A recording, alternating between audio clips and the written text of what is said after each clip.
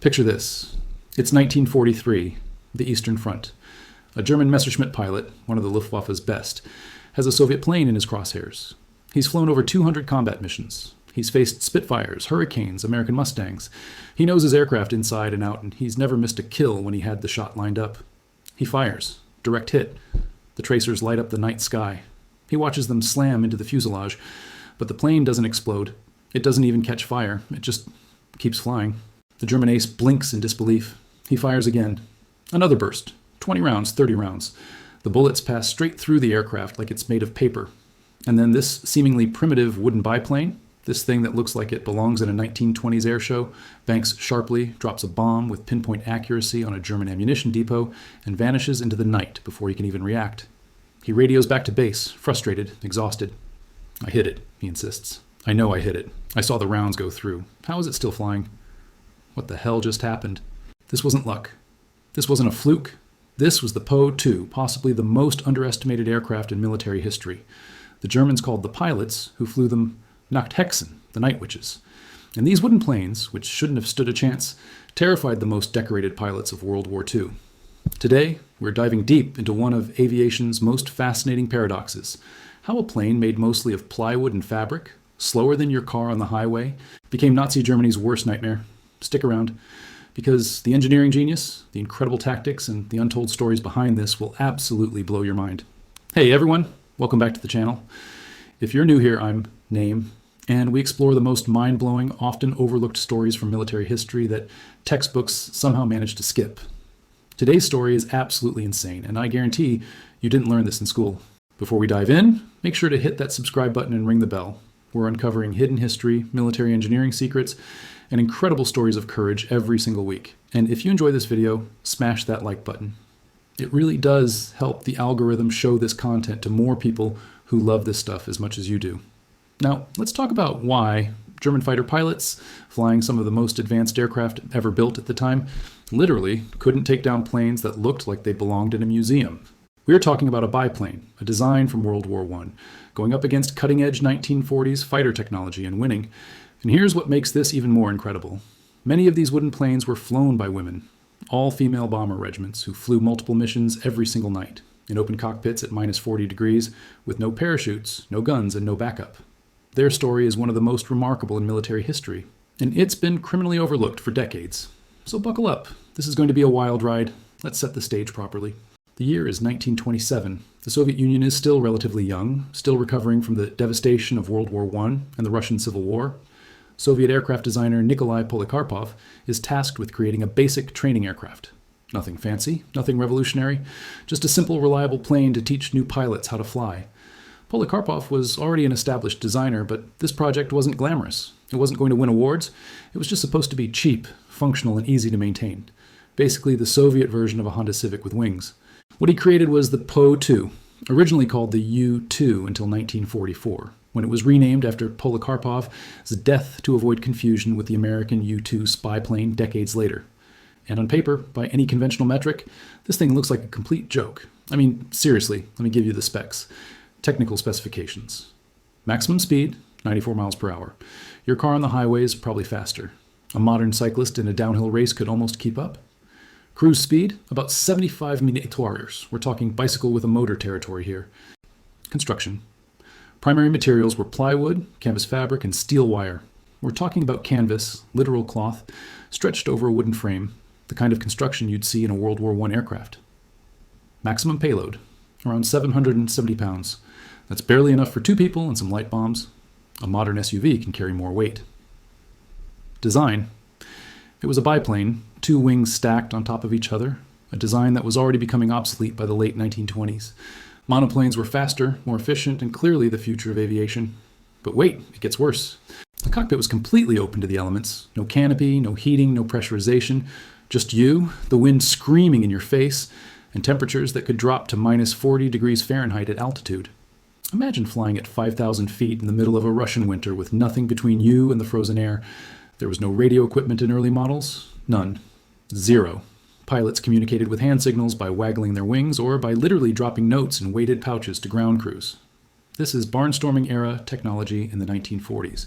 It had almost no defensive armament. Most variants had exactly 0 guns. Nothing. You were basically flying into combat in a glorified kite with some bombs strapped underneath. Later variants might have a single machine gun operated by the navigator in the rear cockpit. But we're talking about 1 gun against aircraft with 4, 6, or 8 machine guns plus cannons. The instruments were basic: altimeter, airspeed indicator, compass, and not much else. Flying at night meant you were navigating by dead reckoning, using landmarks if you could see them, and pure pilot skill. So why would anyone design something this basic? Well, Polikarpov wasn't stupid. The PO-2 was designed for specific roles: crop dusting, basic flight training, light transport, and air ambulance work. In these roles, simplicity was a feature, not a bug. The PO-2 was deliberately over-engineered for reliability and under-engineered for complexity. Every part could be repaired in the field with basic tools. The wooden construction meant that local carpenters could do repairs. You didn't need specialized aircraft mechanics for everything. The fabric covering could be patched with standard canvas. The engine was simple enough that mechanics with automotive experience could work on it. This wasn't meant to be a warplane. It was meant to be cheap, reliable, and maintainable by people with minimal training, and it succeeded brilliantly at that goal. By 1941, when Germany invaded the Soviet Union, there were thousands of these planes scattered across the USSR. They were everywhere, at flight schools, agricultural stations, small airfields. They were the Soviet Union's most common aircraft, doing unglamorous but essential work. And then everything changed. June 22nd, 1941, 3:15 a.m. Nazi Germany launches Operation Barbarossa, the largest military invasion in human history. 3 million German troops, 3,600 tanks, 7,000 artillery pieces, and 2,700 aircraft smash across the Soviet border on a front stretching from the Baltic Sea to the Black Sea. The Luftwaffe absolutely decimates Soviet air power in the first hours and days. The numbers are almost unbelievable. By the end of the first day, the Soviets had lost approximately 200 aircraft. This wasn't just a defeat, it was a catastrophe. Soviet air bases were unprepared. Many aircraft were parked in neat rows out in the open, perfect targets for German bombers. Soviet pilots, when they did get airborne, were flying outdated aircraft against Messerschmitt Bf-100 Naiads and experienced Luftwaffe pilots who had already been fighting for 2 years in Spain, Poland, France, and the Battle of Britain. The Soviet Air Force was in complete shambles. Entire air armies were wiped out. Fighter regiments that had 60 aircraft one day had 3 or 4 the next. The Luftwaffe had achieved air superiority so complete that German ground forces could operate with minimal fear of air attack. Stalin and the Soviet High Command were facing an existential crisis. The German army was advancing at an unprecedented pace. Minsk fell in 8 days, Smolensk in July. By September, Leningrad was under siege and German forces were approaching Moscow. The Soviet Union was fighting for its very survival. They needed every possible asset in the air. Every aircraft that could carry a bomb or disrupt German operations had to be used. But there was a massive problem. They didn't have enough modern combat aircraft, and the ones they had were being destroyed faster than they could be replaced. The Soviet aviation industry was in chaos. Major aircraft factories were being evacuated east, ahead of the German advance. Entire production facilities were being disassembled, loaded onto trains, and shipped to the Urals or Siberia, where they'd have to be rebuilt from scratch. This process would take months, maybe years, to reach full capacity again. In the meantime, someone looked at these thousands of PO-2 trainers sitting around at airfields, agricultural stations, and flight schools, and asked a desperate question: could we use these? Most military minds said absolutely not. It was insane. It was suicide. You can't send these slow, wooden, defenseless training planes against the Luftwaffe. That's not warfare. That's just sending pilots to their deaths. The PO-2 had a maximum altitude of about 10,000 feet. German fighters could reach 35,000 feet or more. The Po-2 cruised at 75 km/h. German fighters cruised at 250 to 350 km/h. The Po-2 had no armor, no self-sealing fuel tanks, minimal instruments, and no weapons. Against the most advanced air force in the world, they seemed utterly hopeless. But the Soviets were facing annihilation. They needed to try everything. And here's where military genius meets desperate innovation. Someone, and historical records aren't entirely clear who first proposed this, realized something crucial. The PO-2's weaknesses could actually be turned into advantages under very specific circumstances. They just needed to completely rethink how air combat worked. The plan was simple in concept, but radical in execution. Don't fight the Germans in daytime dogfights where their advantages are overwhelming. Instead, use these slow, quiet planes for night harassment bombing. Hit German positions when they're trying to rest. Strike supply depots, headquarters, and troop concentrations under cover of darkness. Don't try to cause massive damage. Try to make it impossible for the enemy to sleep, to rest, to recover. This was psychological warfare combined with tactical innovation. And it required a special kind of pilot, someone with incredible skill, nerves of steel, and the ability to navigate at night with minimal instruments over hostile territory. Enter the Night Bomber Regiments. And this is where our story gets really interesting because the Soviet Union made another radical decision. October 8th, 1941. The German army is advancing on Moscow. The situation is desperate. Soviet pilot Marina Reskova, think of her as the Soviet Amelia Earhart, a famous aviator and national hero, has a meeting with Stalin himself. Reskova proposes something unprecedented. 3 all-female air combat regiments. Not support units, not auxiliary services, actual combat regiments where women would be pilots, navigators, bombardiers, mechanics, and commanders. Stalin, facing the potential collapse of his entire military, approves it. And on October 8th, Order Number 099 creates 3 women's aviation regiments. 1 would fly fighters, 1 would fly dive bombers, and 1, the 588th Night Bomber Regiment, would fly the PO-2. Now, I need you to understand how radical this was in 1941. Yes, the Soviet Union had more progressive policies regarding women than many Western nations. Soviet women worked in factories, drove tractors, and had access to technical education. But combat aviation? That was different. This wasn't primarily about gender equality or making a political statement. The Soviet Union was in total war mode, fighting for survival. They were mobilizing every possible resource. If women could fly planes and drop bombs on Germans, then by God, women were going to fly planes and drop bombs on Germans. But it was still revolutionary. No other major power in World War II had combat air units composed entirely of women. The United States had the WASPs, Women Air Force Service pilots, but they never saw combat. Britain had the Air Transport Auxiliary, where women ferried aircraft, but again, no combat. The Soviets were the only ones who said, these women can fight, and they will. The 588th Night Bomber Regiment was commanded by Major Yevdokia Bershinskaya, an experienced pilot who would lead the unit for the entire war. Applications flooded in from across the Soviet Union. Young women, many barely out of their teens, volunteered by the thousands. They came from cities and farms, from universities and factories. Marina Reskova and her staff selected the most qualified, but they also had to be realistic. These weren't going to be elite pilots with years of training. The Soviet Union didn't have time for that. Many had basic flight training. Some had just learned to fly in civilian clubs. They would learn combat flying on the job, or they would die trying. The regiment assembled in Engels, a city on the Volga River. They were given the oldest, most beaten-up Po-2s available. The good aircraft, or at least the less terrible ones, went to male units flying more modern aircraft. The women got what was left: planes with patched wings, temperamental engines, and instruments that barely worked. They were issued men's uniforms, sizes too large, and boots several sizes too big. They cut down the uniforms and stuffed newspaper in the boots. They were given minimal equipment. No parachutes in many cases, because at the low altitudes they'd be flying, parachutes wouldn't have time to deploy anyway. No radios, so they'd have to navigate by sight and coordinate through pre-briefed signals. Training was brutal and fast. They learned night navigation, low-altitude flying, bombing techniques, and evasive maneuvers. They practiced flying in complete darkness, navigating by landmarks and dead reckoning. They learned to handle the Po-2 in winter conditions, when the cold would freeze your hands to the controls and ice would form on the wings. By May 1942, the 588th was deployed to the front. Their first missions were near the North Caucasus, and almost immediately, they began to prove themselves. Here's how a typical mission worked, and this is important for understanding why they were so effective. Each crew consisted of a pilot and a navigator. The navigator sat in the rear cockpit with the bombs, maps, and a stopwatch. They'd take off at dusk and fly multiple sorties throughout the night, typically 8 to 10 missions per crew, sometimes more. They'd fly to their target area at about 3,000 feet, high enough to avoid small arms fire, but low enough to stay under radar. Not that radar was particularly effective at detecting wooden aircraft anyway. About a mile from the target, the pilot would throttle back the engine to idle.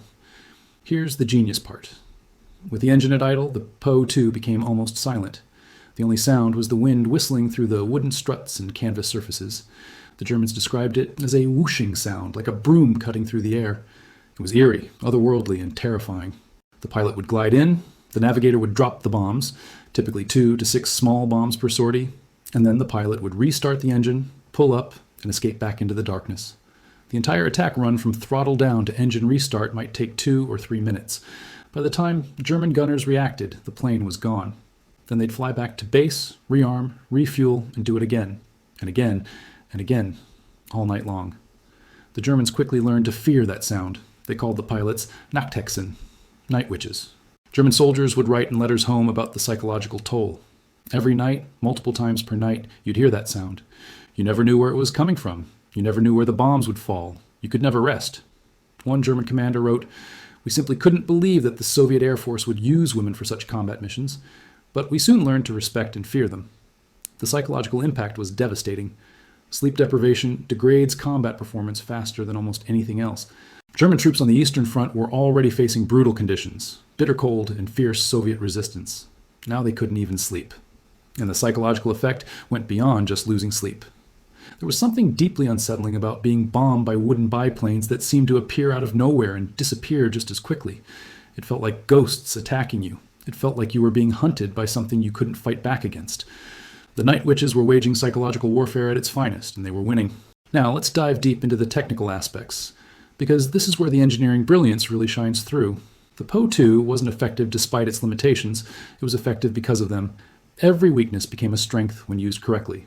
The Po-2's maximum speed was 94 km/h in level flight, but it typically cruised at about 75 km/h. This seems like a death sentence against German fighters. The Messerschmitt Bf 109, for example, could reach speeds over 350 mph. The Focke-Wulf FW 190 was even faster. How do you fight something 4 or 5 times faster than you? Here's the thing that German pilots quickly discovered. To their immense frustration, the Bf 109 had a stall speed, the minimum speed at which it could maintain controlled flight, of around 75-80 mph with flaps and landing gear down. Without flaps, it was even higher, around 105 or 110 mph. Think about what this means in practical terms. If a German fighter pilot spots a Po-2 and tries to engage, he has several options, all of them bad. Option 1, high-speed pass. You can dive on the Po-2 at high speed, maybe 250-300 mm. This gives him maybe 1, possibly 2 seconds of firing opportunity as he screams past. The closure rate is so high that getting accurate fire is incredibly difficult. It's like trying to shoot a specific person from a car going 100 mm past someone standing still. Doable, but very hard. Option 2, try to slow down and fight. If he tries to slow down to match the Po-2's speed to get a longer firing opportunity, he runs into the stall speed problem. Below about 75-80 mph, his aircraft will stall and fall out of the sky. He can't maintain control. Meanwhile, the Po-2 is perfectly happy cruising at 75 mph. That's its normal operating speed. Option 3, circle and make repeated passes. He can try to set up a circular pattern, making repeated high-speed passes. But this gives the Po-2 pilot time to see him coming, and that wooden biplane could turn incredibly tight. The Po-2 had a turning radius that modern pilots would find almost unbelievable. It could practically turn inside its own length. A German fighter trying to follow would either stall out or overshoot massively. German aces described it as trying to swat a fly with a baseball bat while riding a motorcycle. Your speed and power become disadvantages. You're too fast, too powerful, too advanced for the type of fight the Po-2 forces you into. There are documented cases of German fighters stalling out while trying to engage Po-2s at low altitude at night, crashing and killing the pilot. The prey became the hunter. This is where things get really interesting from an engineering perspective. Now let's talk about why bullets don't work well against wooden aircraft. Most aircraft ammunition in World War II was designed to defeat metal structures. You had several types: armor-piercing rounds, designed to penetrate aircraft aluminum and protective armor plate. They worked by using a hardened steel core that would punch through metal, usually followed by an incendiary compound or explosive charge. Incendiary rounds, designed to set fuel tanks on fire or ignite magnesium components. They contained compounds like phosphorus that would ignite on impact with metal. Explosive rounds. These were larger caliber shells, 20 mm, 30 mm, that contained explosive charges triggered by a fuse. The fuse was designed to arm after a certain distance, so you didn't blow up your own aircraft, and then detonate on impact with a sufficiently hard surface. All of these were optimized for metal targets. When you shoot them at a wooden plane covered in fabric, weird things happen. Armor-piercing rounds. The hardened steel core punches right through the wood, leaving a clean hole, but there's not enough resistance to trigger the secondary effects. The round goes in one side and out the other, barely causing any damage. It's like shooting an arrow through a cardboard box. It makes a hole, but the box doesn't explode or collapse. Incendiary rounds. Wood and fabric don't conduct heat the same way metal does. The incendiary compound might burn a small area, but it often doesn't spread. Fabric is somewhat fire resistant when treated properly, and plywood doesn't burn that easily either. It chars on the surface, but doesn't readily catch fire from a single incendiary round. Explosive rounds. This is the really fascinating part. The fuses on explosive rounds were designed to detect the impact resistance of metal. Wood and fabric don't provide enough resistance. The round passes through before the fuse triggers, or the fuse doesn't trigger at all because it doesn't sense the expected impact signature. German after-action reports document this repeatedly. Pilots would report hitting Po-2s with 50, 100, even 200 plus rounds, and watching them continue to fly. They could see the tracers going through the aircraft. They knew they were hitting, but the planes wouldn't go down. One particularly frustrated Luftwaffe ace, whose name was recorded in Soviet archives, reportedly emptied his entire ammunition load, over 600 rounds, at a Po-2 during a single night patrol. He hit it repeatedly. He could see the impacts. The Po-2 dropped its bombs, turned around, and flew home. When Soviet mechanics examined the plane the next morning, they counted 142 bullet holes. They patched them with fabric and wood glue, and the plane flew again that night. This wasn't luck. This was a fundamental mismatch between weapon and target. The Po-2 typically operated between 500 and 2,000 feet altitude for its attack runs. This altitude range was chosen very deliberately, and it created a perfect storm of problems for German defenders. Too high for accurate light AA fire. Ground-based machine guns and light anti-aircraft guns had difficulty hitting targets above 500 feet at night. You're shooting at sound, trying to lead a target you can barely see, with no modern computing assistance. Hit rates were abysmal, too low for radar. Early radar systems struggled to detect low-flying aircraft due to ground clutter. The radar waves would bounce off hills, trees, and buildings, creating false returns. A wooden aircraft at 1,000 feet was essentially invisible to radar. Too low for heavy AA. Large anti-aircraft guns, 80mm flak guns, for example, were designed to hit high-altitude bombers. Their shells had time delay fuses. At low altitudes, the shells would hit the ground before they armed. They were useless against Po-2s, dangerous for night fighters. This is crucial. German fighters trying to intercept at these altitudes in darkness were at serious risk of controlled flight into terrain, flying into the ground, because they couldn't see it. Night flying in World War II was incredibly dangerous even without combat. No GPS, no terrain following radar, often poor visibility. Pilots relied on altimeters and their own spatial awareness. Add in combat stress, and the accident rate was high. Fighter performance degradation. Most aircraft perform better at higher altitudes where the air is thinner and engines are tuned for optimal performance. At very low altitudes, the thicker air increases drag. High-performance fighters designed for medium and high-altitude combat were at a disadvantage down low. The Po-2, designed from the start as a low-altitude aircraft, was in its element. The silent glide attack was pure tactical genius, and it's worth understanding in detail because it shows how innovative thinking can overcome technological disadvantages. Standard approach. Approach target at 3,000, 3,500 feet with engine running normally. Locate target using landmarks, flares from earlier strikes, or moonlight. At approximately 1 mile from target, reduce throttle to idle. Trim aircraft for shallow glide, typically 3 to 5 degree descent angle. Navigate final approach purely by visual reference. Release bombs at 800, 1,500 feet altitude. Immediately after release, advance throttle to full power. Pull up and exit at lowest safe altitude. Repeat. Why this worked? The engine noise was the primary way defenders detected incoming aircraft. Cut the engine, and you've eliminated your acoustic signature at the most critical moment. The Po-2, whereas slow speed meant it did not create much wind noise either, unlike faster aircraft that make a roar even without engines. By the time defenders heard the subtle whooshing sound of wind through wooden struts, and remember, this is in the middle of a war zone with other ambient noise, the bombs were already falling. Most defensive reactions happened after the attack was over. German sources indicate that the average warning time before a Po-2 attack was less than 15 seconds. Not enough time to man guns, turn on searchlights, or take meaningful defensive action. There's one more engineering aspect that doesn't get enough attention: maintenance and repair. Modern combat aircraft are incredibly complex. They require specialized tools, trained mechanics, specific replacement parts, and controlled environments for repairs. The Po-2 was the opposite of this. Field repairs, bullet holes in fabric, patch them with standard canvas and fabric glue. Many ground crews included seamstresses who could do this. Damaged wooden structural members? Local carpenters could fashion replacements from available timber. Engine problems? The Shvetsov M11 radial engine was similar to automotive engines. Mechanics with car repair experience could work on it. Damaged control cables? These were standard steel cables that could be spliced or replaced with available materials. Night Witch regiments operated from forward airfields, often little more than grass strips. They didn't have hangars or sophisticated facilities. They worked outside in freezing temperatures, sometimes under camouflage netting. And they kept these planes flying through conditions that would ground more sophisticated aircraft. There are reports of Po-2s being shot down, salvaged for parts, rebuilt using pieces from 2 or 3 different wrecked aircraft, and back in service within a week. This maintainability meant higher sortie rates, higher availability, and sustained pressure on German forces. Now let's talk about the people who flew these missions, because the human stories here are absolutely incredible. These aren't just statistics. These are real people who performed acts of extraordinary courage night after night. Nadezhda Popova joined the 588th in 1942 at age 19.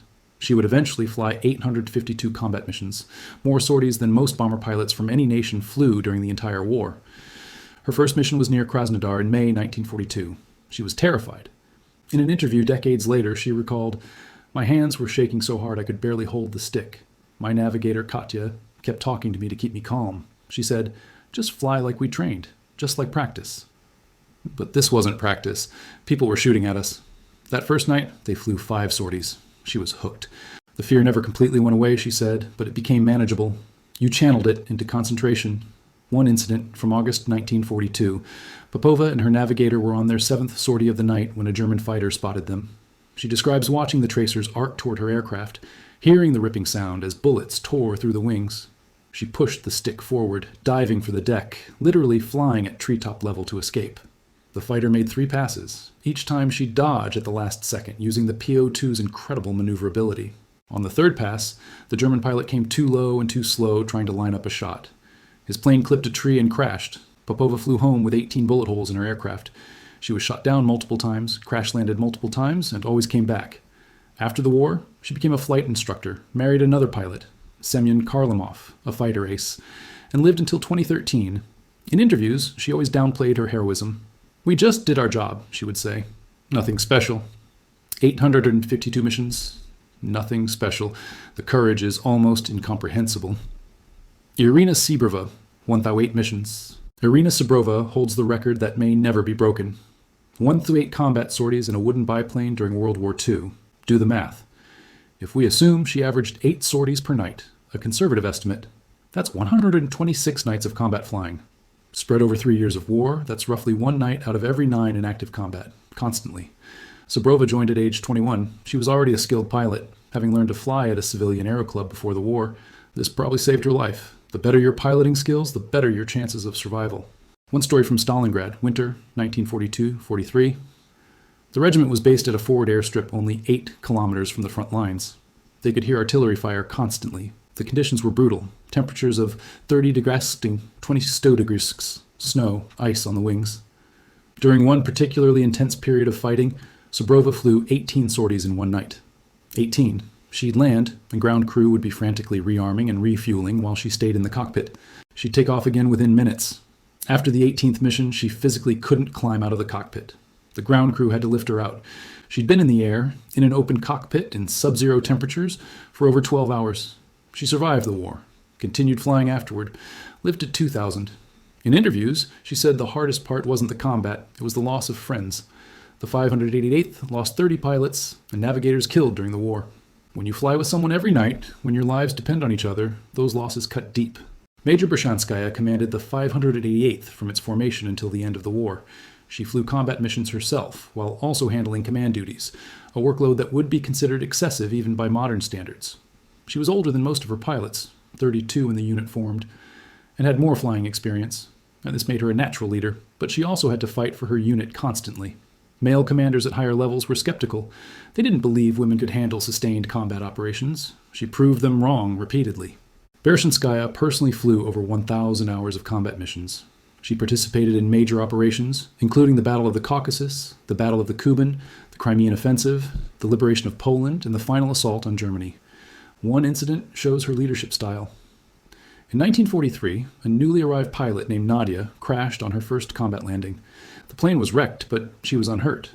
Nadia was devastated, certain she'd be thrown out of the unit. Bershanskaya's response? "You're flying tonight. Different plane, same navigator. If you crash again, then we'll talk." Nadia flew that night, and the next night, and eventually became one of the unit's most reliable pilots. Bershanskaya understood that fear after a crash could be crippling. The only cure was to fly again immediately. She was one of the few officers who commanded the same unit from formation to victory. She kept her women flying through 3 years of combat. That's leadership. This story showcases both the danger and the incredible skill these pilots possessed. Late summer 1943. The front is in Belarus. Yekaterina Ryabova is on her 6th sortie of the night. It's about 3 a.m. She's exhausted, her hands are numb from the cold, and she's just completed her bombing run. Suddenly, her navigator screams, "Fighter, behind us!" Ryabova looks back and sees the unmistakable silhouette of a Messerschmitt Bf 109. Moonlight glints off its canopy. She can see the muzzle flashes as it opens fire. She has no guns to shoot back. She can't outrun it. She can't outclimb it. So she does the only thing she can do. She goes down. She pushes the stick forward and dives, heading for the trees. The Po-2 is screaming in protest, wooden struts creaking, fabric flapping, the whole aircraft shaking. She levels out at what she estimates is maybe 50 feet above the ground, possibly less. She's skimming treetops now, dodging around forests, following the terrain. The German pilot is trying to line up a shot, but he's got a problem. At this altitude, at night, flying at 250 plus mph, one mistake, and he's dead. He needs altitude to recover from errors. She doesn't. She's already at the bottom. He makes attack runs. She jinks left, right, pushes even lower. She's reading the terrain in moonlight, using every bit of piloting skill she has. The German makes 4 passes. Each time she maneuvers at the last second, using the Po-2's incredible low-speed handling. On the 5th pass, the German pilot breaks off. Either he's out of ammunition, or he's decided the risk isn't worth it. Ryabova climbs back to altitude, completes her navigation to base, and lands safely. When mechanics inspect her plane the next morning, they find 11 bullet holes. 11 rounds hit her out of probably hundreds fired, and none of them had caused critical damage. She flew again that night. The Maria Smirnova story. Innovation under fire. Maria Smirnova was one of the more tactically innovative pilots in the 588th. She developed several techniques that other crews adopted. One technique, the double drop. Instead of dropping all bombs on one target, she'd drop half her payload, pull up, circle around from a different direction, and drop the rest from a completely different approach angle. This confused defenders who thought the attack was over. Another innovation, coordinated timing. She worked out a system where 3 Po-2s would arrive at slightly staggered intervals, maybe 30 seconds apart, from different directions. The first plane would trigger all the defensive fire and searchlights. The second and third would attack, while defenders were still reacting to the first. They'd rotate who went first on different missions. This tactic became standard operating procedure. In March 1943, Smirnova was tasked with a difficult mission, bombing a German headquarters located in a heavily defended area with multiple searchlight batteries and AA positions. She knew a straight approach would be suicide. Her solution?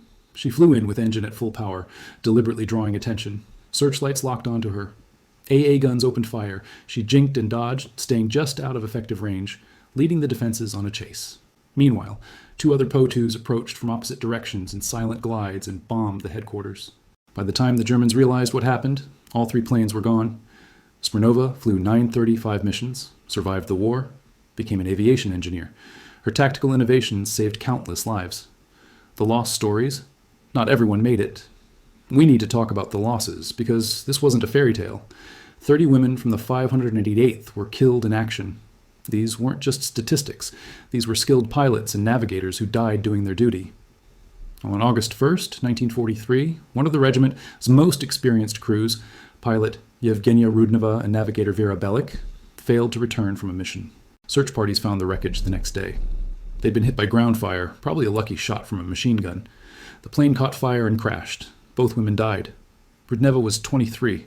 She was also an astronomer, had discovered a minor planet before the war. Belik was 22. They'd flown together for over a year, survived dozens of close calls. One unlucky bullet ended both their stories. The regiment held a memorial service, and then they flew again that night. Because the war didn't stop for grief. Another loss. In October 1943, pilot Rufina Gasheva, who would later become a hero of the Soviet Union, was flying with navigator Olga Sanfirova when they were hit by AA fire. The navigator's compartment took a direct hit. Sanfirova was killed instantly. Gasheva, wounded and flying a damaged aircraft with her dead navigator in the seat behind her, managed to fly back to base and land. She collapsed after landing. They pulled Sanfirova's body from the wreckage. Gasheva was in the hospital for 3 weeks recovering from her wounds. When she was released, she requested to return to flight status. She flew for the rest of the war, eventually completing 848 missions. But she never forgot Olga. These stories matter because they show the real cost. Yes, the Night Witches were incredibly successful. Yes, their tactics were brilliant, but people died. Young women with their whole lives ahead of them died in wooden planes fighting for their country. The friendly fire incident, the fog of war. In July 1943, something happened that shows how chaotic aerial warfare could be. A group of Po-2s was returning from a mission at dawn, later than usual due to extended operations. A Soviet fighter pilot flying a Yak-9 spotted what he thought were German aircraft. He attacked, shooting down one Po-2 before the others could signal that they were friendly. The pilot and navigator were killed. The fighter pilot was devastated when he realized what he'd done. The incident led to better coordination procedures, recognition signals, and designated safe corridors for night witch operations.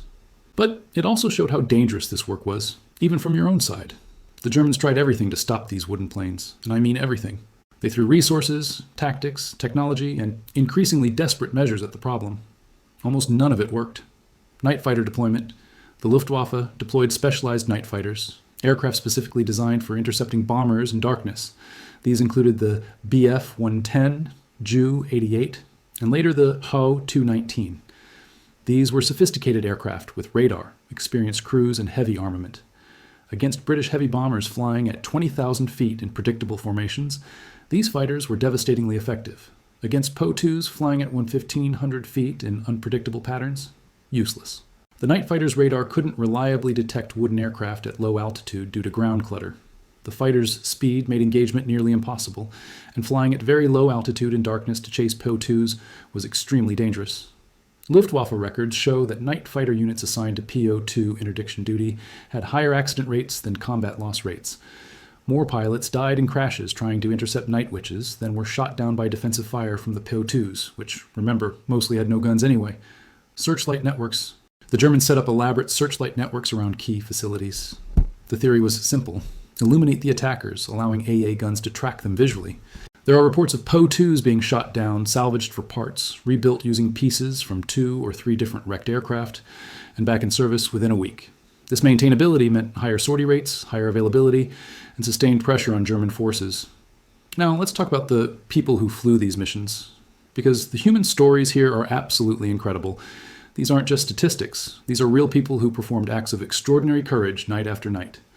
Nadezhda Popova joined the 588th in 1942 at age 19. She would eventually fly 852 combat missions, more sorties than most bomber pilots from any nation flew during the entire war. Her first mission was near Krasnodar in May 1942. She was terrified. In an interview decades later, she recalled, "My hands were shaking so hard I could barely hold the stick. My navigator, Katya, kept talking to me to keep me calm. She said, 'Just fly like we trained, just like practice.' But this wasn't practice. People were shooting at us." That first night, they flew 5 sorties. She was hooked. The fear never completely went away, she said, but it became manageable. You channeled it into concentration. One incident from August 1942. Popova and her navigator were on their 7th sortie of the night when a German fighter spotted them. She describes watching the tracers arc toward her aircraft, hearing the ripping sound as bullets tore through the wings. She pushed the stick forward, diving for the deck, literally flying at treetop level to escape. The fighter made 3 passes. Each time she dodged at the last second, using the Po-2's incredible maneuverability. On the 3rd pass, the German pilot came too low and too slow trying to line up a shot. His plane clipped a tree and crashed. Popova flew home with 18 bullet holes in her aircraft. She was shot down multiple times, crash-landed multiple times, and always came back. After the war, she became a flight instructor, married another pilot, Semyon Kharlamov, a fighter ace, and lived until 2013. In interviews, she always downplayed her heroism. "We just did our job," she would say. Nothing special. 852 missions. Nothing special. The courage is almost incomprehensible. Irina Sibrova, 1,008 missions. Irina Sibrova holds the record that may never be broken. 1 through 8 combat sorties in a wooden biplane during World War II. Do the math. If we assume she averaged 8 sorties per night, a conservative estimate, that's 126 nights of combat flying. Spread over 3 years of war, that's roughly 1 night out of every 9 in active combat, constantly. Sibrova joined at age 21. She was already a skilled pilot, having learned to fly at a civilian aero club before the war. This probably saved her life. The better your piloting skills, the better your chances of survival. One story from Stalingrad, winter 1942-43. The regiment was based at a forward airstrip only 8 kilometers from the front lines. They could hear artillery fire constantly. The conditions were brutal. Temperatures of 30 degrees to 20 degrees, snow, ice on the wings. During one particularly intense period of fighting, Sibrova flew 18 sorties in one night. 18. She'd land, and ground crew would be frantically rearming and refueling while she stayed in the cockpit. She'd take off again within minutes. After the 18th mission, she physically couldn't climb out of the cockpit. The ground crew had to lift her out. She'd been in the air, in an open cockpit in sub-zero temperatures, for over 12 hours. She survived the war, continued flying afterward, lived at 2,000. In interviews, she said the hardest part wasn't the combat, it was the loss of friends. The 588th lost 30 pilots and navigators killed during the war. When you fly with someone every night, when your lives depend on each other, those losses cut deep. Major Bershanskaya commanded the 588th from its formation until the end of the war.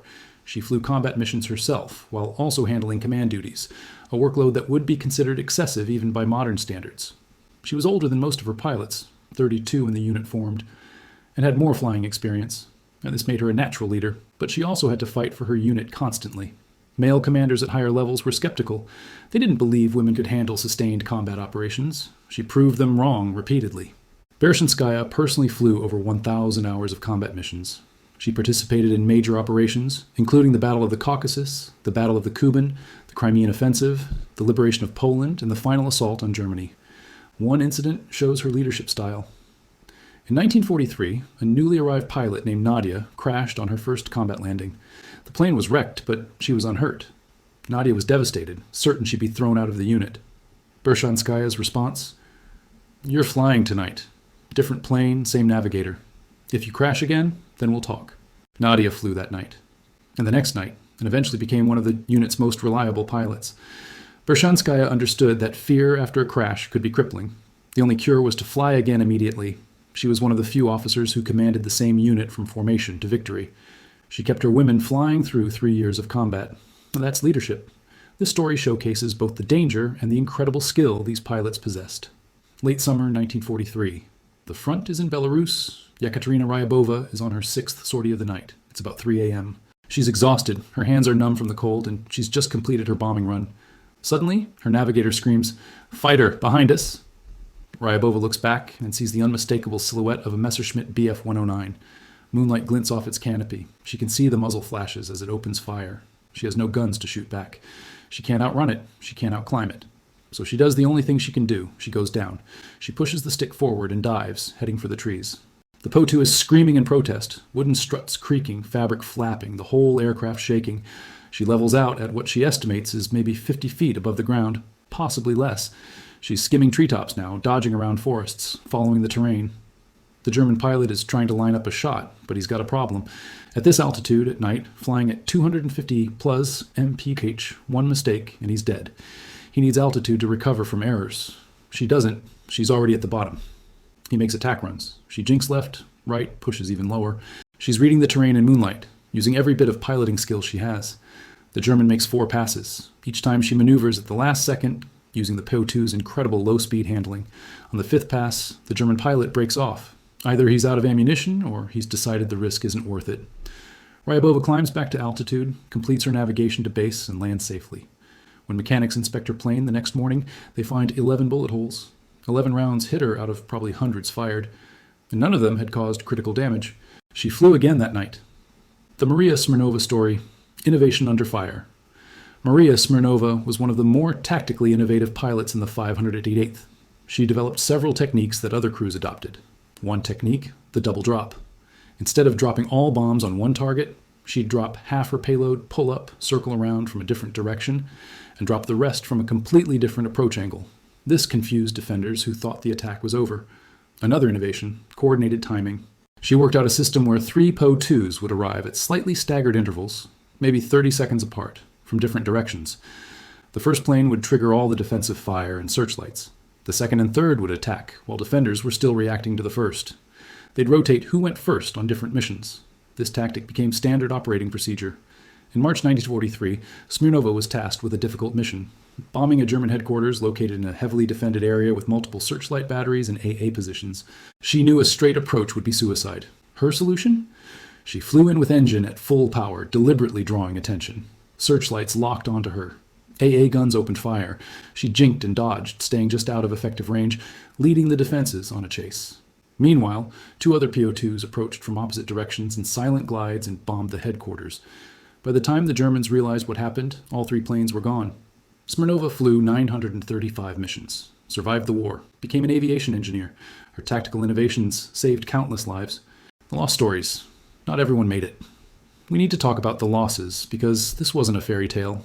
30 women from the 588th were killed in action.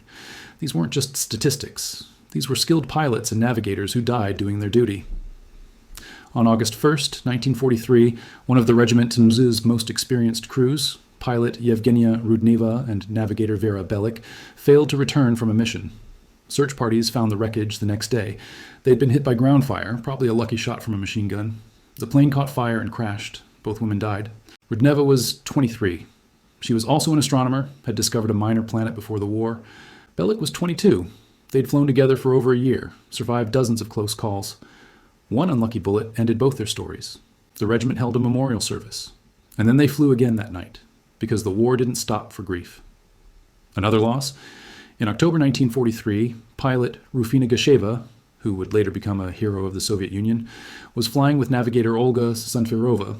When they were hit by AA fire, the navigator's compartment took a direct hit. Sanfirova was killed instantly. Gasheva, wounded and flying a damaged aircraft with her dead navigator in the seat behind her, managed to fly back to base and land. She collapsed after landing. They pulled Sanfirova's body from the wreckage. Gasheva was in the hospital for 3 weeks recovering from her wounds. When she was released, she requested to return to flight status. She flew for the rest of the war, eventually completing 848 missions. But she never forgot Olga. These stories matter because they show the real cost. Yes, the Night Witches were incredibly successful. Yes, their tactics were brilliant, but people died. Young women with their whole lives ahead of them died in wooden planes fighting for their country. The friendly fire incident. The fog of war. In July 1943, something happened that shows how chaotic aerial warfare could be. A group of Po-2s was returning from a mission at dawn, later than usual due to extended operations. A Soviet fighter pilot, flying a Yak-9, spotted what he thought were German aircraft. He attacked, shooting down one Po-2 before the others could signal that they were friendly. The pilot and navigator were killed. The fighter pilot was devastated when he realized what he'd done. The incident led to better coordination procedures, recognition signals, and designated safe corridors for Night Witch operations. But it also showed how dangerous this work was, even from your own side. The Germans tried everything to stop these wooden planes, and I mean everything. They threw resources, tactics, technology, and increasingly desperate measures at the problem. Almost none of it worked. Night fighter deployment. The Luftwaffe deployed specialized night fighters, aircraft specifically designed for intercepting bombers in darkness. These included the Bf-110, Ju-88, and later the He-219. These were sophisticated aircraft with radar, experienced crews, and heavy armament. Against British heavy bombers flying at 20,000 feet in predictable formations, these fighters were devastatingly effective. Against Po-2s flying at 1,500 feet in unpredictable patterns, useless. The night fighters' radar couldn't reliably detect wooden aircraft at low altitude due to ground clutter. The fighters' speed made engagement nearly impossible, and flying at very low altitude in darkness to chase Po-2s was extremely dangerous. Luftwaffe records show that night fighter units assigned to PO2 interdiction duty had higher accident rates than combat loss rates. More pilots died in crashes trying to intercept Night Witches than were shot down by defensive fire from the Po-2s, which, remember, mostly had no guns anyway. Searchlight networks. The Germans set up elaborate searchlight networks around key facilities. The theory was simple. Illuminate the attackers, allowing AA guns to track them visually. The Night Witches developed countermeasures. Tactic 1. Decoy. Method. 3 aircraft would approach. 2 would stay at higher altitude, deliberately drawing searchlights. The third would come in low and fast. Well, fast for a PO2, while defenses were focused upward. Tactic 2. Blind them. When caught in searchlights, pilots would fly directly toward the light source. This created glare for the searchlight operators and AA gunners, making it harder to track the aircraft. Plus, flying toward the light meant you were moving away from the actual target areas behind the lights. Tactic 3. Weather. Night Witches preferentially operated in cloudy conditions, fog or light rain, conditions where searchlights were less effective. Conditions that grounded other aircraft were perfect for Po-2 operations. Tactic 4. Moon discipline. They planned missions around the lunar cycle. New moon, darkest nights, meant maximum operational activity. Full moon meant more selective targeting or higher altitude approaches. The searchlight networks became massive resource sinks. They required generators, crews, fuel, and maintenance, all to defend against aircraft carrying maybe 500 pounds of bombs. From a resource allocation standpoint, it was a losing proposition for the Germans. Anti-aircraft artillery adjustments. The Germans tried modifying their AA defenses specifically for low-altitude night threats. This included light AA concentration, positioning more 20mm and 37mm flak guns at likely approach routes. These had better tracking rates for slow targets. Problem. At night, tracking a target by sound is extremely difficult, and the Po-2's approach was quiet until it was too late. Proximity fuses. Later in the war, the Germans experimented with proximity-fused AA shells that would detonate near an aircraft without requiring a direct hit. These were more effective, but by then the war was nearly over and production resources were stretched thin. Sound detection. The Germans tried using acoustic locators, essentially giant ear trumpets, to detect and track aircraft by sound.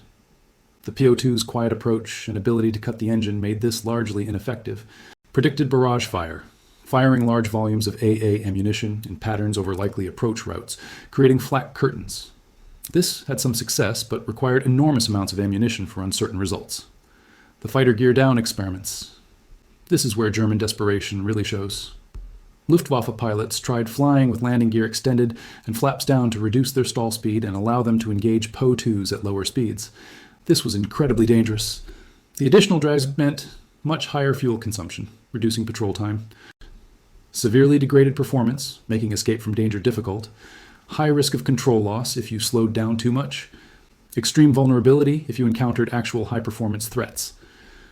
Multiple German fighters crashed attempting this technique.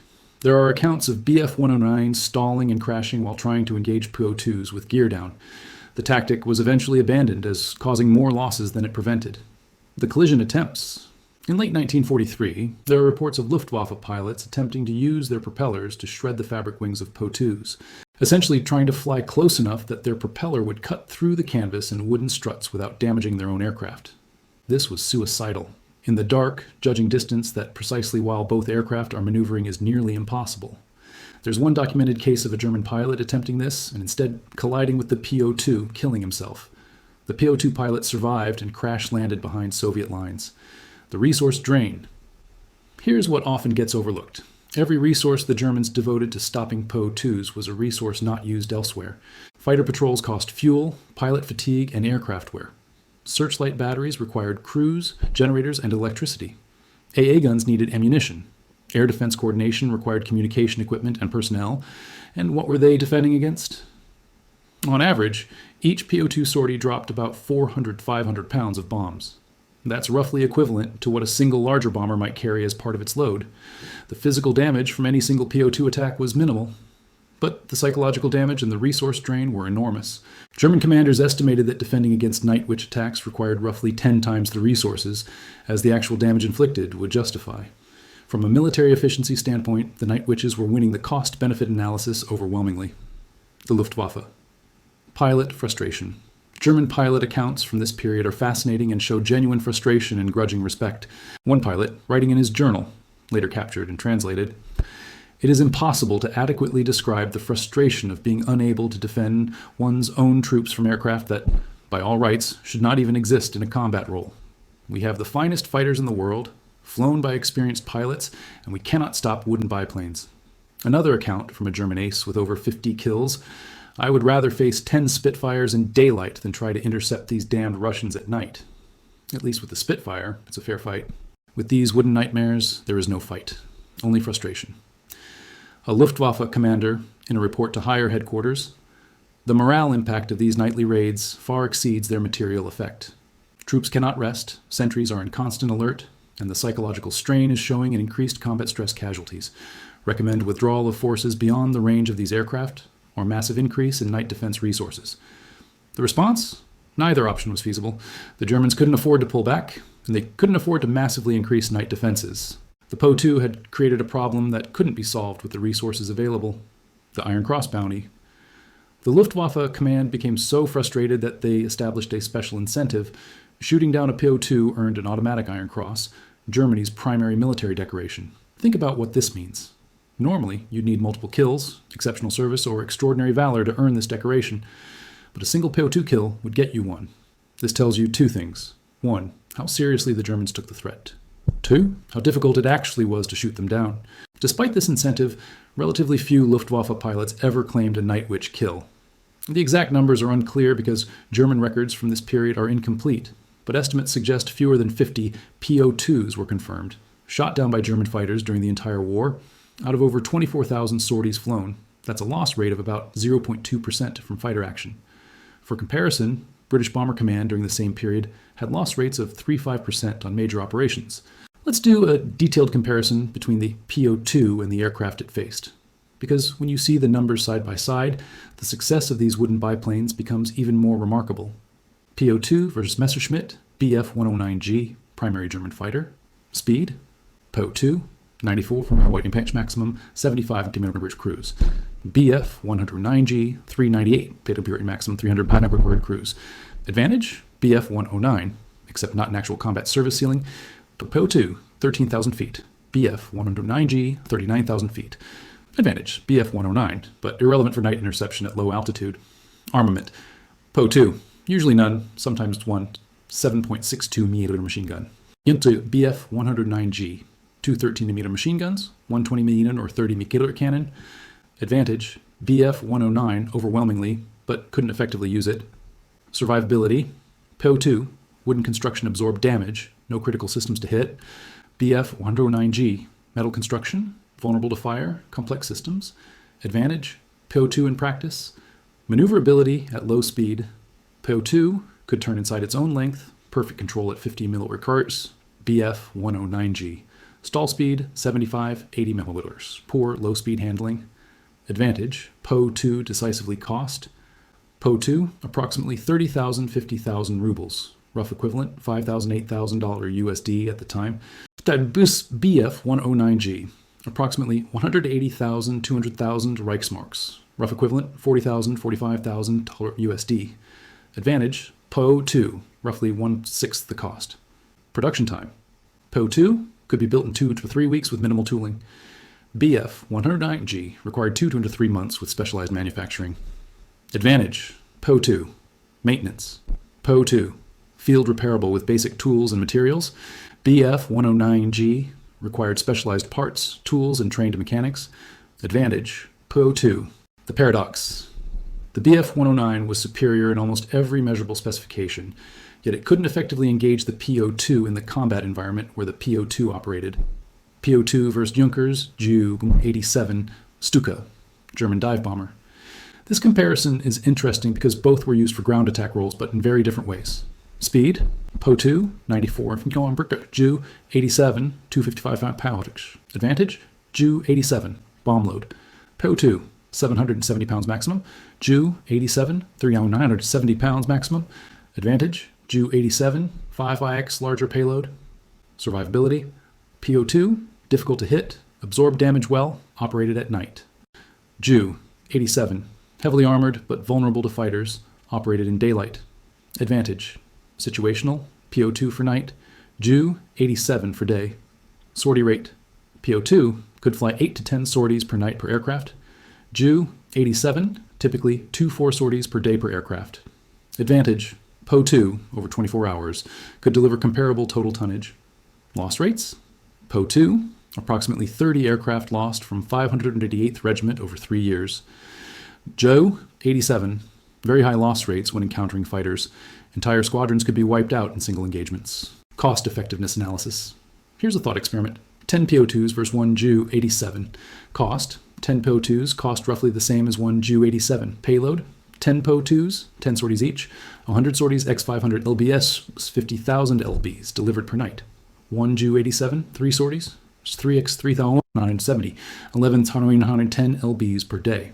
Over 24 hours, the PO2s deliver 4x more tonnage. They also create psychological impact the Ju-87 cannot match, and they're much harder to stop. Comparison to Allied aircraft, PO2 versus B-17 Flying Fortress. This is almost comical to compare, but it illustrates the point about tool selection.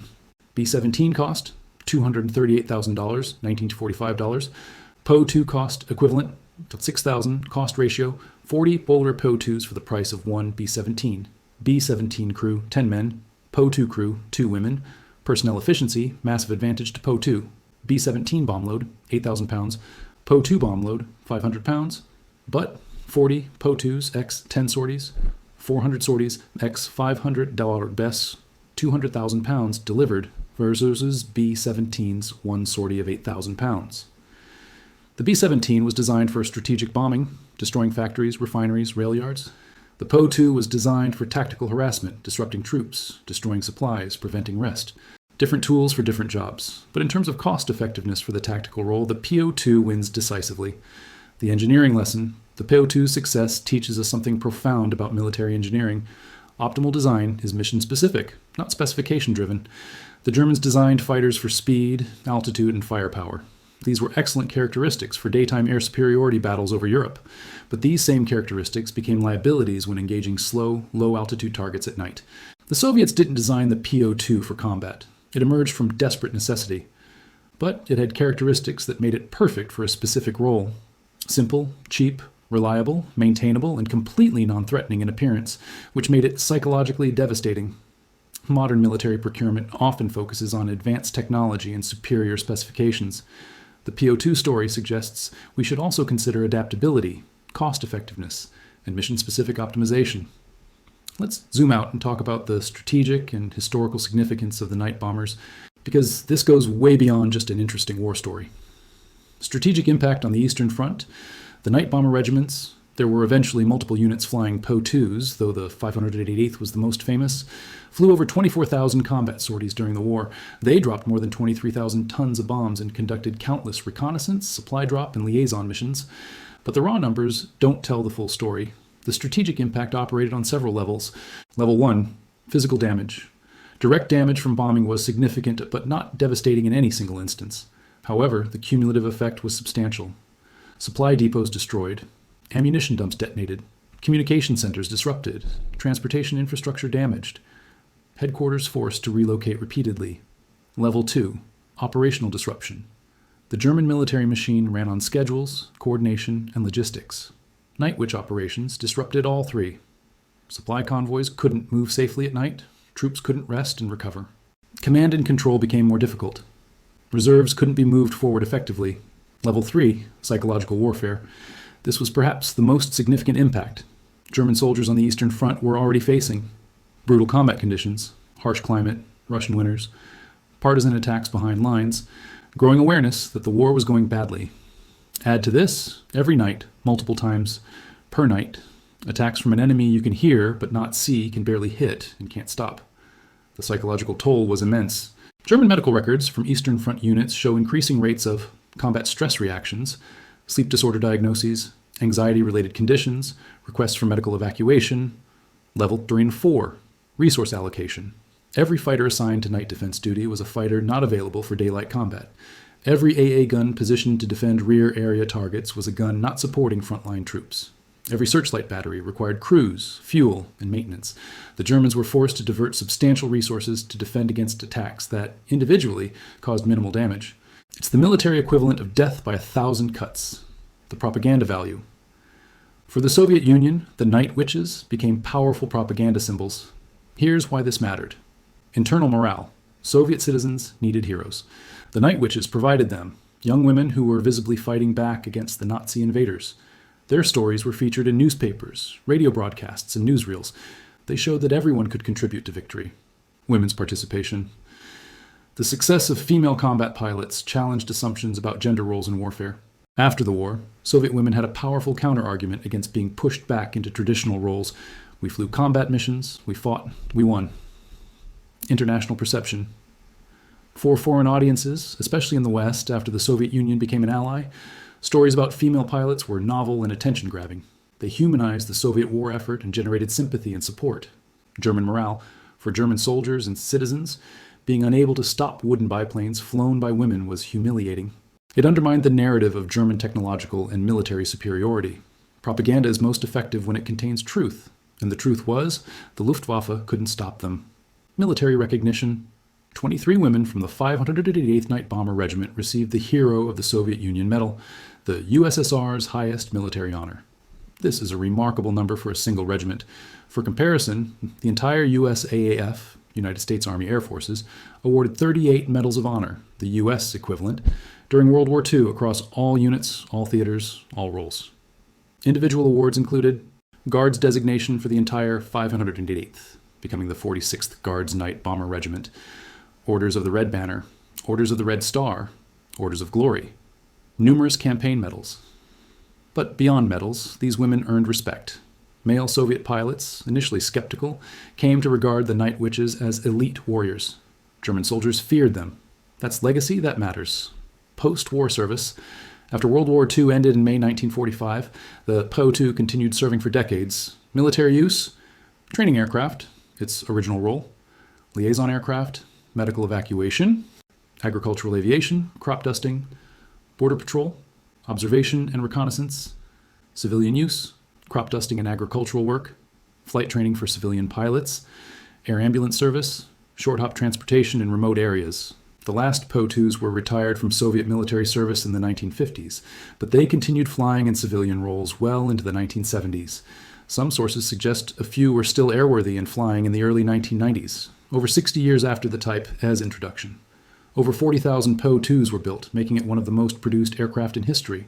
Only a handful of types, the Cessna 172, the Il-2 Sturmovik, the Bf 109, were produced in comparable or greater numbers. Cultural legacy. The Night Witches have inspired literature, numerous Russian language books and memoirs. A Dance with Dragons by Anne Noggle, English, 1994. Night Witches, a novel of World War II by Catherine Lasky. Multiple young adult novels, academic historical studies, film and television, several Russian documentary films, dramatic films in the Soviet era, recent Western interest in adaptation, various projects in development, comics and graphic novels, Night Witches by Garth Ennis, Battlefront series, various independent comic series, video games, IL-2 Sturmovik series, flight simulator, includes flyable PO-2, War Thunder includes the PO-2, various board games and war games, music, Sabaton, Swedish power metal band, song Night Witches, 2016, various Russian patriotic songs, documentary soundtracks. Why the delay in Western recognition? Here's something interesting. Despite being one of the most remarkable military units of World War II, the Night Witches were virtually unknown in the West until the 1990s. Why? Cold War politics. After 1945, the US and USSR became enemies. The West wasn't interested in celebrating Soviet achievements. Soviet propaganda focused on collective achievements and male heroes more than individual women. Gender assumptions. Even in societies where women served in military roles, the idea of women in direct combat, especially as pilots, challenged existing norms. Both East and West had reasons to downplay these stories. Language barriers. Most memoirs and accounts were in Russian and never translated. Western historians, focusing on the Eastern Front, concentrated on major battles and male commanders. Accessibility. During the Cold War, interviewing Soviet veterans was difficult to impossible for Western researchers. Primary sources weren't available. This changed after the Soviet Union collapsed. Suddenly, researchers had access to archives, could interview veterans, and could tell these stories to Western audiences. The result has been an explosion of interest in the last 25 years. Modern military lessons. What can modern militaries learn from the PO-2 and the Night Witches? Lesson 1. Asymmetric warfare. High-tech doesn't automatically beat low-tech if the low-tech is employed cleverly. The PO-2 used asymmetric tactics to negate technological superiority. Modern parallels. Drones, IEDs, guerrilla tactics. Lesson 2. Cost effectiveness. Sometimes many cheap systems are more effective than few expensive ones. The debate between quantity and quality in military procurement continues today. F-35 versus older aircraft, complex systems versus simple ones. Lesson 3. Psychological operations. Physical damage isn't the only metric. Psychological impact, morale degradation, and resource diversion can be just as valuable. Modern drone warfare creates similar psychological effects. Lesson 4. Personnel utilization. Exclude competent personnel based on arbitrary criteria, gender, background, etc., and you weaken your force. The Soviets used everyone who could contribute. The Germans limited participation. Guess who won? Lesson 5. Adaptability. Rigid adherence to doctrine fails when facing unexpected tactics. The Germans couldn't adapt their air defense doctrine to handle the Night Witch threat effectively. Flexibility matters. Lesson 6. Mission-specific tools. Design weapons for specific missions rather than trying to create universal superweapons. The Po-2 was perfect for its role.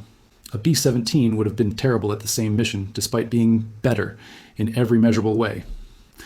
Let's talk about what happened to these women after the war, because their stories didn't end in 1945. Nadezhda Popova, Life After 852.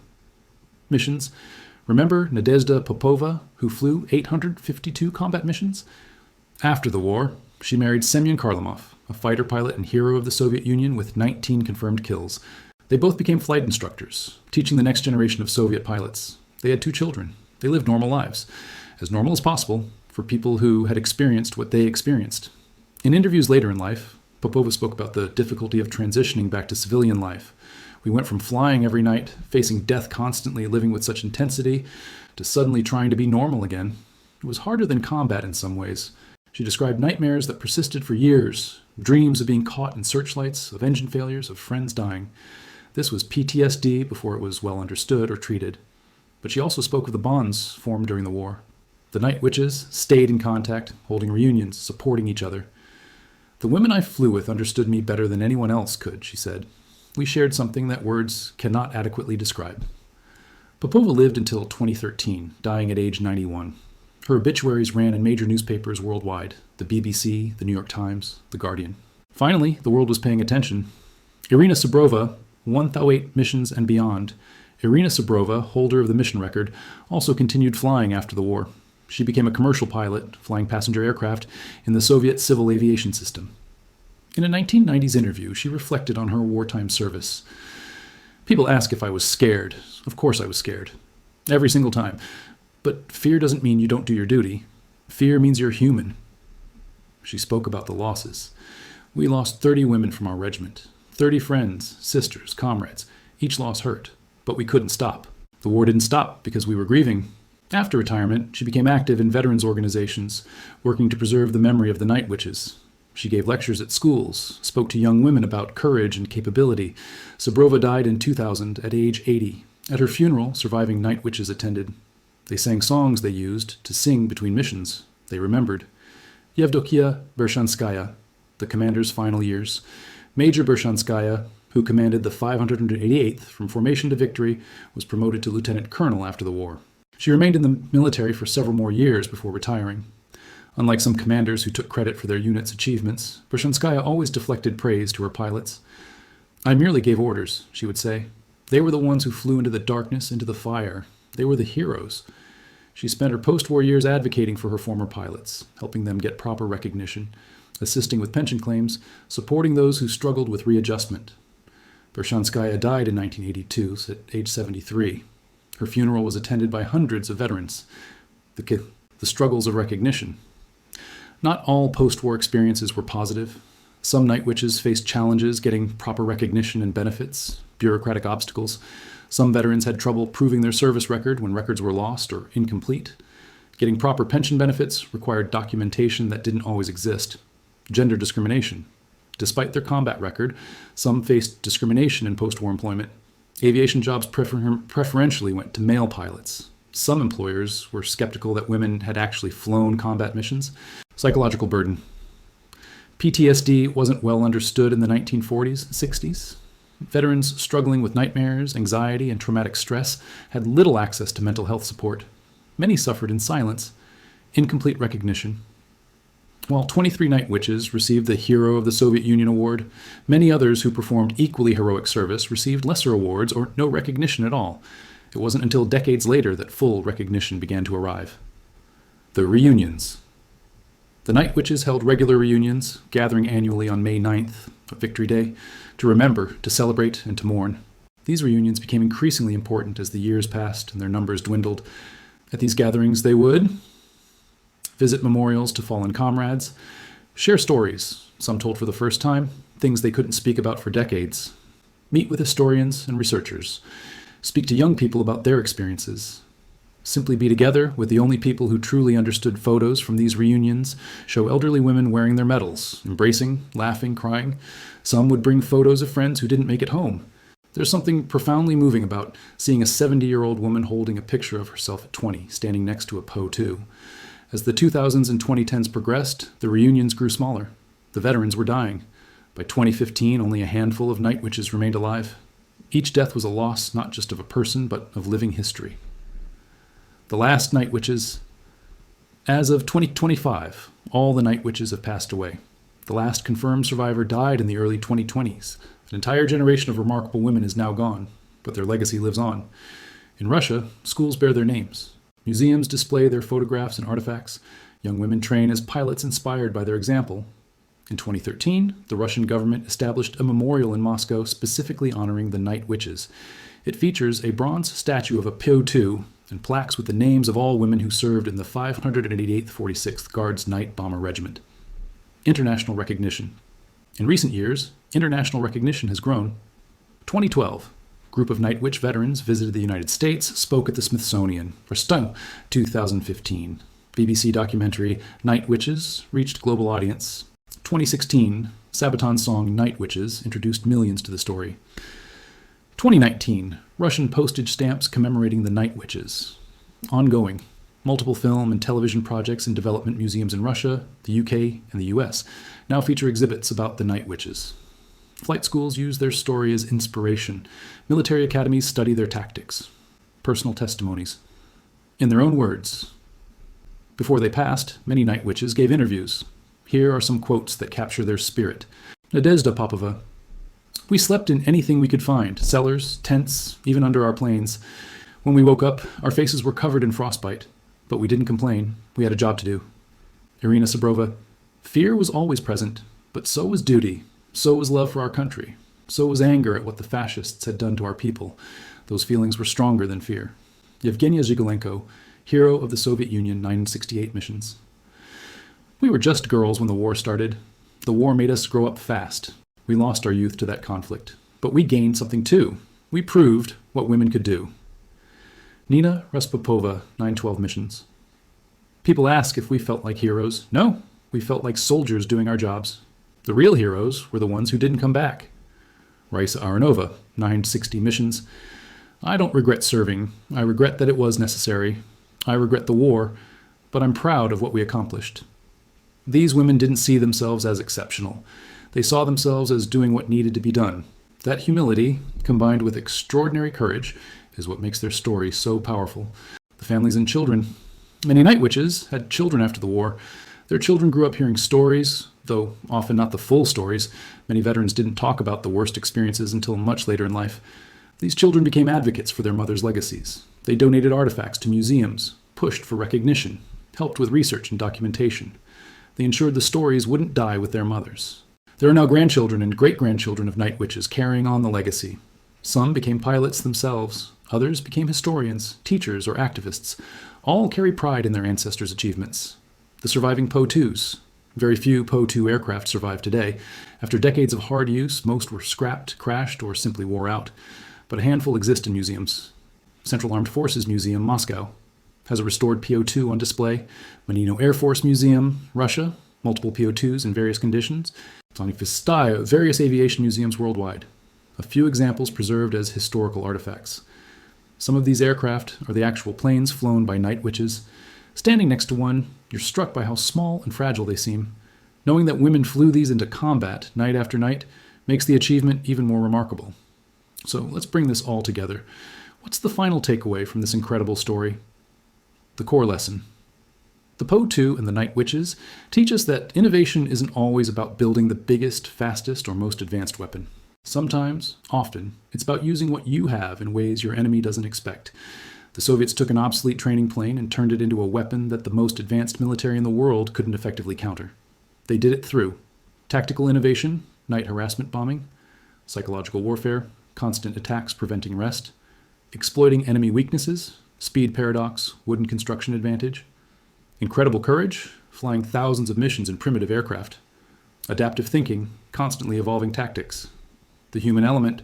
But beyond the tactics and technology, this is a story about people. Young women, many barely out of their teens, who volunteered to fly combat missions in aircraft that offered no protection, no comfort, and minimal chance of survival if things went wrong. They did it because their country was being invaded, their people were being killed, and they had the skills to fight back. Gender didn't matter. Fear didn't stop them. The primitive nature of their equipment didn't deter them. They flew and flew and flew. 8, 10, sometimes more missions per night. In open cockpits in minus 40-degree temperatures, with no radios, no parachutes, no guns, through searchlights and flak and fighter attacks for years. 30 of them died. Thousands more survived but carried physical and psychological scars for the rest of their lives, and they helped win the war. The broader significance: the Night Witch story resonates because it challenges our assumptions about technology. Advanced isn't always better about gender. Capability matters more than assumptions. About warfare: psychological impact can exceed physical damage. About courage: real heroism is doing the job despite fear, not absence of fear. About innovation: constraints can force creativity that produces superior solutions. Modern parallels: We see echoes of the POE-2 concept in modern warfare. Drones, cheap, numerous, difficult to counter, psychologically impactful asymmetric tactics. Weaker forces finding innovative ways to negate opponent advantages, psychological operations. Recognition that morale and mental state affect combat effectiveness. Cost-benefit analysis, understanding that expensive does not always mean effective. The debate between high-tech superweapons and simpler, cheaper, numerous systems continues today. The POE-2 story offers lessons for that debate. The question of replication. Could something like this happen in modern warfare? Could a low-tech solution defeat high-tech systems today? The answer is, it's already happening. Modern militaries face threats from commercial drones modified for military use, simple IEDs that cost $100 but can destroy $1 million vehicles, cyber attacks that don't require physical weapons at all, irregular forces using tactics that negate technological advantages. The principle remains, find your opponent's weakness and exploit it. The PO2 did it with wooden biplanes. Modern threats do it with different tools, but the concept is the same. Remembering the Night Witches. As we conclude, it's worth remembering that this isn't ancient history. The last Night Witches died just a few years ago. This is living memory, barely. Their story was almost lost, if not for researchers, historians, and the veterans themselves pushing for recognition. These remarkable women might have been forgotten entirely. Now their story is finally being told. Books, films, songs, games, all spreading awareness of what these women accomplished. That's important because they deserve recognition. What they did was extraordinary and should be remembered. Their story teaches lessons about courage, innovation, and human capability. They inspire others, young women and men, seeing what's possible when gender barriers fall. History should be accurate. The Eastern Front story is incomplete without the Night Witch's final thoughts. Imagine being a German soldier in 1943. You're cold, exhausted, far from home, fighting a war that's increasingly looking unwinnable. Every night you hear that sound, that eerie whooshing through wooden struts. Bombs start falling.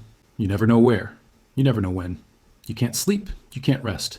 You can't fight back effectively. And you know, though you might not admit it, that you're being beaten by women flying wooden planes that shouldn't even be in combat. That's the power of asymmetric warfare. That's the genius of the PO2. That's the courage of the Night Witches. The quote to remember, Nadezhda Popova, in one of her final interviews, was asked, "What do you want people to remember about the Night Witches?" Her answer, "Remember that we were just ordinary women who did extraordinary things because it was necessary. We weren't special. We weren't superhuman. We were people who saw what needed to be done and did it. Anyone can do that. You can do that. When the moment comes that requires courage, you'll find it. We did. So can you." That's the legacy. Not just a cool historical story about wooden planes, but a reminder of what humans can accomplish when necessity demands it. The next time you face something that seems impossible, remember the Night Witches. Remember women flying wooden biplanes against the most advanced air force in the world and winning. Remember that sometimes the best weapon isn't the most advanced one. It's the one your enemy never sees coming. What do you think? Could something like the Night Witches exist in modern warfare? Could low-tech solutions defeat high-tech systems today? I'd love to hear your thoughts in the comments. And if you served in the military or have family members who did, share their stories too. Every veteran has something to teach us. If you enjoyed this deep dive into one of World War II's most fascinating stories, you'll definitely want to check out our video on related topic. Perhaps Soviet snipers, female combatants in other theaters, or innovative WWII tactics. That link is right up there. And if you love military history content like this, the stories that textbooks skip, the tactics that change warfare, the people who made it happen, make sure you're subscribed and have notifications turned on. We publish new content every week. And trust me, we've got some incredible stories lined up. Big thank you to my Patreon supporters who make this channel possible. If you want to support the show and get early access to videos plus exclusive content and behind-the-scenes material, check out the Patreon link in the description. Even a few dollars a month helps us keep creating this content. Sources for this video are linked in the description. Books, documentaries, primary source material. If you want to go deeper into Night Witch history, I highly recommend Anne Noggle as A Dance with Dragons and Lyuba Vinogradova's Defending the Motherland. Both are excellent and include first-hand accounts. Thanks so much for watching, everyone. Thanks for sticking with me through this nearly 2-hour deep dive. I know it was long, but this story deserved the full treatment. Remember, sometimes the best weapon isn't the most advanced one, it's the one that perfectly fits the mission and that your enemy can't counter. Until next time, keep learning, keep questioning, and keep discovering these incredible stories from history. I'll see you in the next one. Peace.